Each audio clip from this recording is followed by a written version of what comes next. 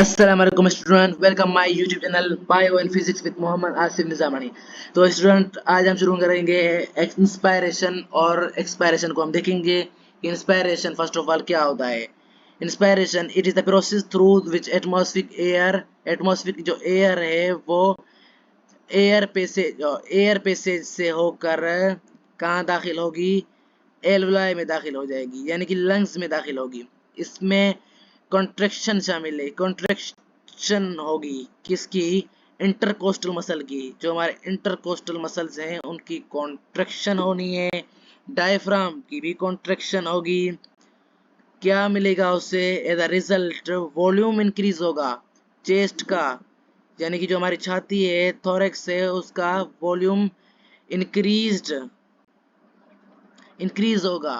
और जो प्रेशर है वो डिक्रीज होगा। आपको ये पता होगा कि वॉल्यूम इंक्रीज होने से प्रेशर डिक्रीज होता है। V is equal to inversely proportional to वो जो हमारा प्रेशर है उससे इनवर्सली प्रोपोर्शनल है।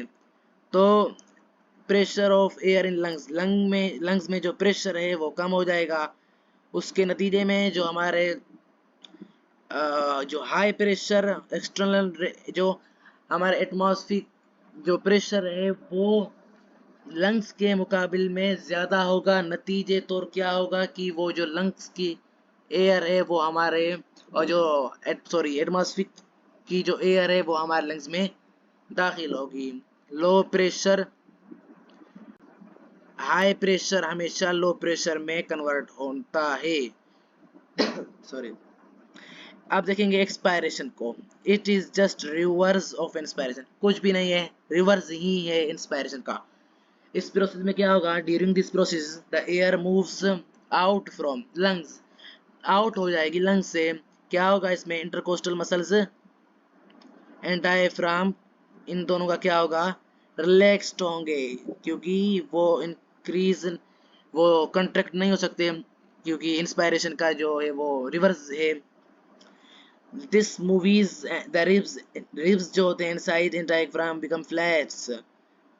रिब्स फ्लैट्स हो जाते हैं डायफ्राम समेत। Both the activity depress the chest को डिप्रेस्ड कर देती हैं। सॉरी, चेस्ट को डिप्रेस करती हैं।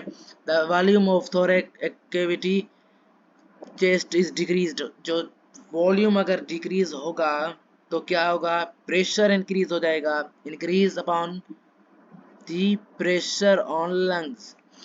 The forces in present in air lung, जो फोर्स है किसमें? लंग्स में, वो ज्यादा हो जाएगी to outside through the body.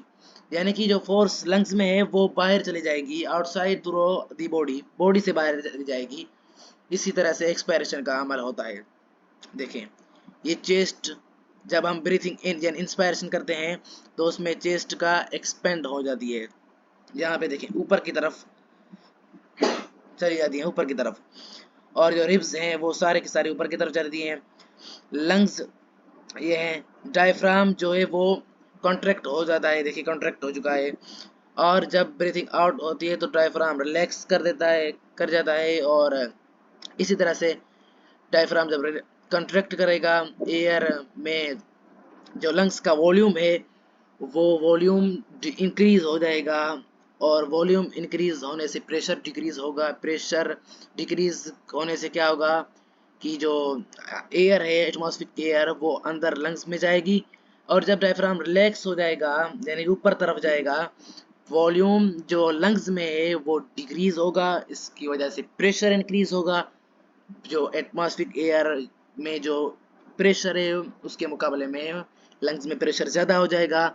इसी तरह से जो हम जो लंग्स में जो मौजूद एयर है वो इजीली पैसेज जो हमारे ट्रेकिया है, एल्वियोलाई है, उससे बाहर चली जाएगी। इसी तरह इंस्पायरेशन और एक्सपायरेशन का अमल होता है। Thank you.